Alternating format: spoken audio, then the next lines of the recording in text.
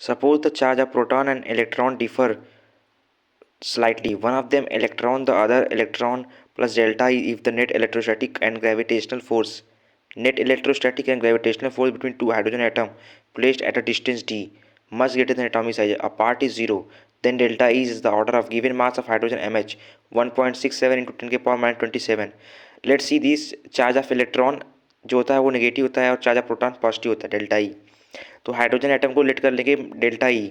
अब यहाँ से हम लोग gravitational force equal to electrostatic force को इक्वल कर देंगे ताकि हमें हाइड्रोजन एटम का, फिर यहाँ पर हाइड्रोजन एटम का इलेक्ट्रोस्टैटिक फोर्स निकालेंगे जो होगा के डेल्टा ई का square upon D square.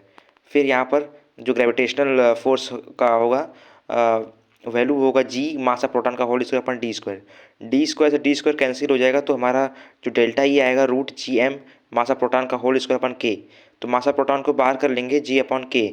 Ji is called जी की जो वैल्यू होती है वो होती है 6.67 इंटू 10 के पावर माइनस 11 और के जो कि कांस्टेंट 9 इंटू 10 के पावर 9 होता है.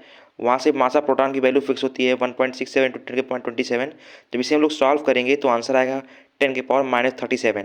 और ये है क्वेश्चन नीट 2017 की. Thank you.